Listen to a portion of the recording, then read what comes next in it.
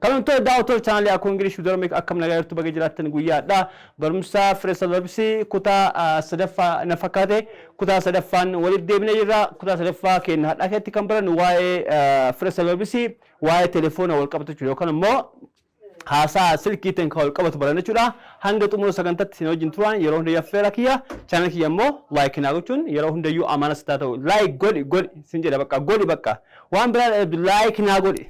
Okay? Like now go in a motor brabra nago. Describe.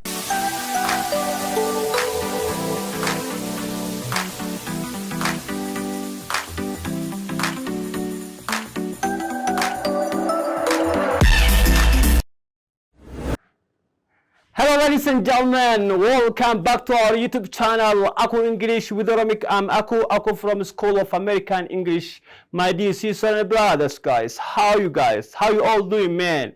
What's up, man? You okay? I hope so. You're fine. I hope so. Today it is Wednesday, guys, the day of Phrasal Verbs. Not only Phrasal Verbs. Just in this day, we might be learning so many different topics, including idiomatic expression, maybe sometimes a vocabulary words. And anyhow, in this topic or in this day, we might be learning so many things. For today, I gotta have is a kind of again Phrasal Verbs. Our today's phrasal verbs is focused mostly on the phone conversation. It's phone phrasal verbs, that means. Kalantoota daawwattoota chaanalii Akkoo Ingiliffaa fi Oromic akkam nagaa jirtu baga jiraattan guyyaadha. Barumsa Phrasal Verbs kutaa sadaffaa na fakkaate kutaa sadaffaan walitti deebinee jirra. Kutaa sadaffaa keenya hadhaa keessatti kan baran waa'ee Phrasal Verbs waa'ee telefoona wal qabatu jechuudha yookaan immoo haasaa silkiitiin kan wal qabatu baran jechuudha. Hanga xumura sagantaatti isin wajjin turan yeroo hunda yaffeera kiyya chaanal kiyya immoo like naa gochuun yeroo hundayyuu amaanas taa ta'u like godhi sin jedha bakka godhi bakka waan biraa like naa godhi. Okay? Like naa godhi namoota biraa naa ga'u. Describe the mire okay like naa godhi. It's okay. Thank you so much for everything. Is baay'ee galatooma na wajjin jiraachuu keessaniif yeroo hundayyuu isin galateeffadha. Namoonni dawwaltanii namoonni koomentii naa kennitanii jeebisan hundi keessaniyyuu baay'ee onni irraa isin jiraadha.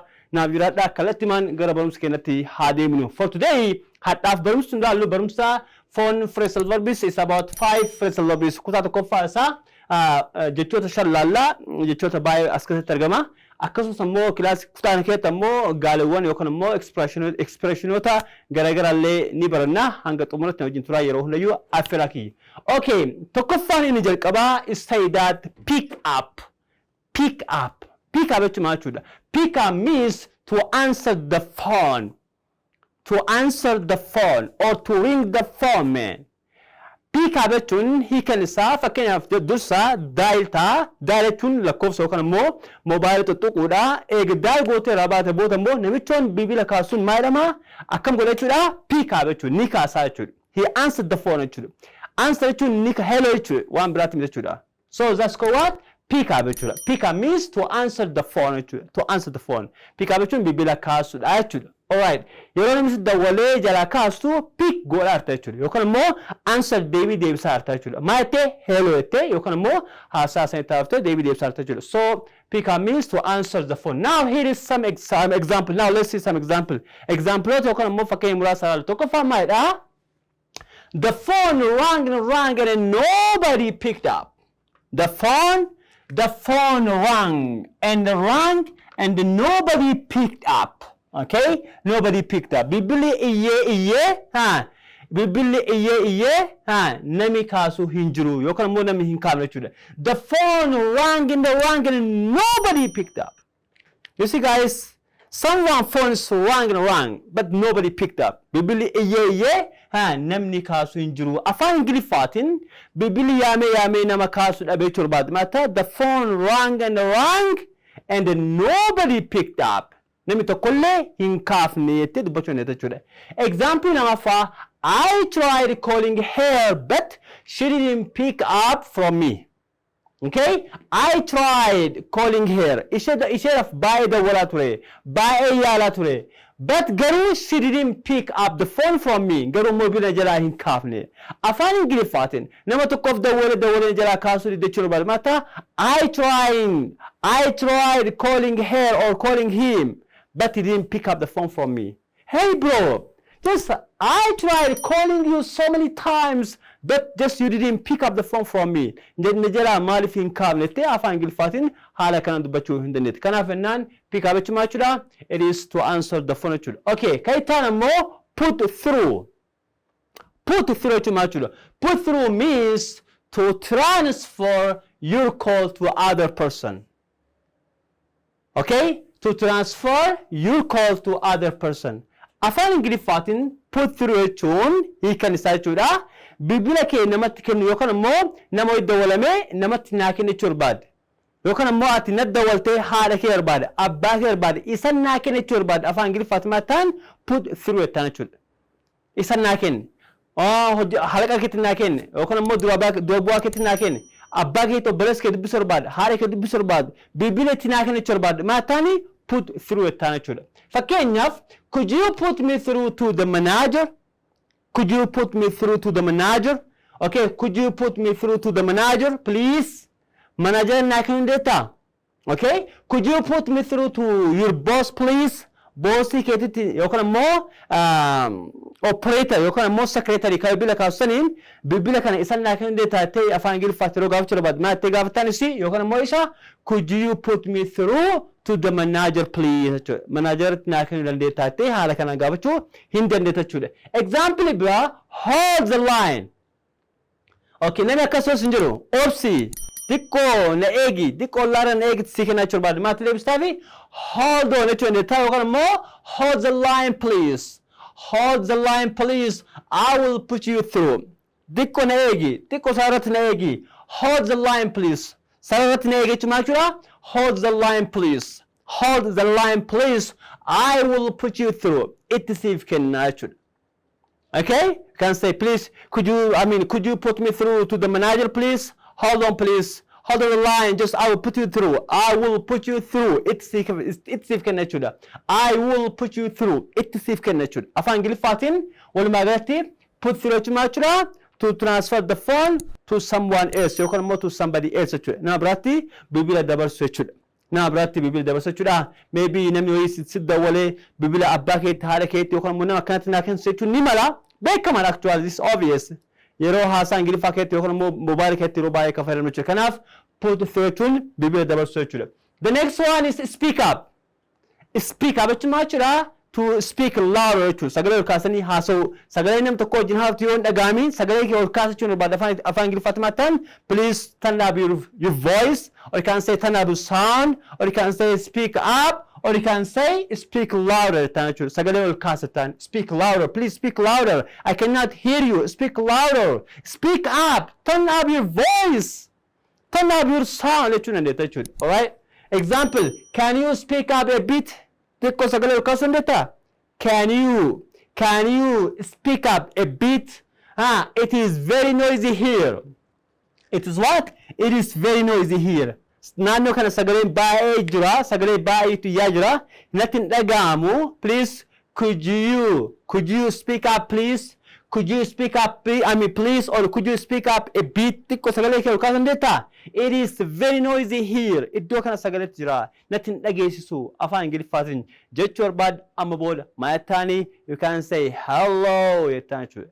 Hello, osuma haasaa sagaleen isaa yoo hin dhaga'amne, sagaleen kee yoo isaaf hin dhaga'amne, you can say please, could you speak up a bit please? It is a noisy here. Or you can say it is a very noisy here. Sagalee guddata jira waan ta'eef sagalee kee xiqqoo ol kaasuu ni taate afaan Ingiliffaatiin haala kanaan gaafachuu hin dandeetta jechuudha. Keetaan ammoo pass on. What is pass on? Pass on means to convey a message to someone else. Dhaamsa dabarsuu jechuudha. Pass on jechuudha dhaamsa dabarsuu jechuudha. Yookaan immoo ergaa dabarsuu jechuudha. To convey.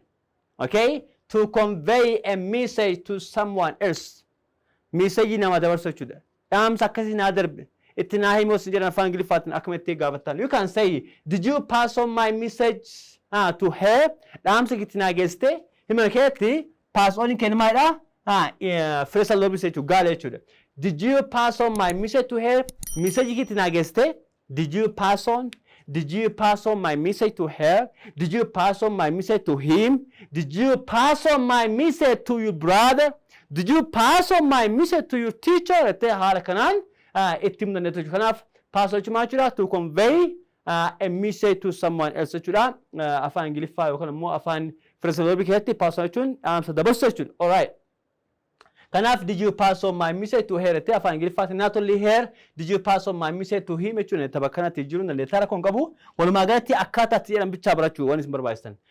Did you pass on my message? Jettee namatti geessan dhaamsa keenyaa dabarsite. Dhaamsa keenyaa geessite jechuudha baadha. Afaan Ingiliffaatti mataan did you pass on my message to her, to him, to your mother, to your teacher, to your father? Te haala kanaan geessan jechuudha. Inni dhuma the last one is we can say hang on. Hang on. Hang on means or you can say idiomatic birati yookaan ammoo phrasal verb birati we can say hold on jechuudha. Hold on. Okay? Hold on. Please hold on. Jechuun jechuudha xiqqoo ture jechuudha. Hang on means is asking people what? To wait.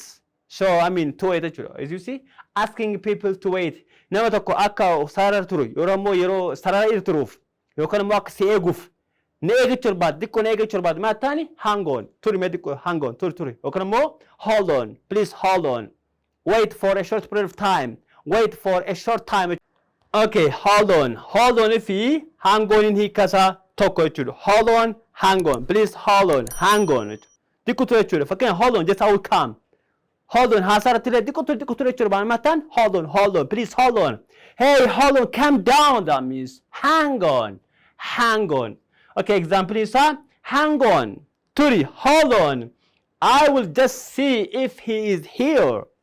I will just see if he is here. I mean, if he is here. Okay? Hold on or hang on. Diko turi, I will just see if he is here. In your zirate, nidala, yokan moche gulati, diko turi chura. Hold on.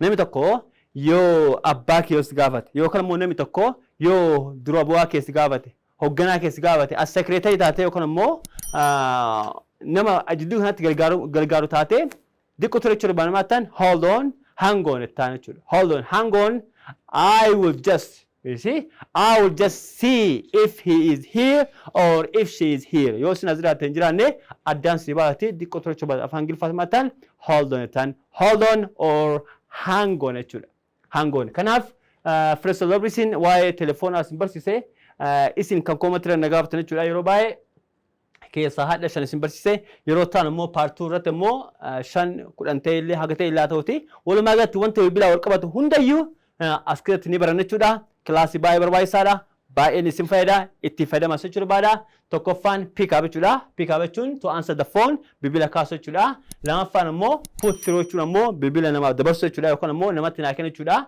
sadaffaan immoo speak up jechuudha immoo sagalee ol kaasu jechuudha afuraffaan immoo pass jechuudha immoo dhaamsa dabarsuudha shanaffaan immoo hang on xiqqoo ture jechuudha wait jechuudha wait please wait hold on jechuudha hold on and hang on jechuun hiikan salamenu tokkuma jechuudha kanaaf phrasal verbs dhaafsini qopheesse kana fakkaata once in dhibee jiraate asirratti gaafii qabattan you can ask me anytime just our comment is open for you guys okay that's all what I have for you for today.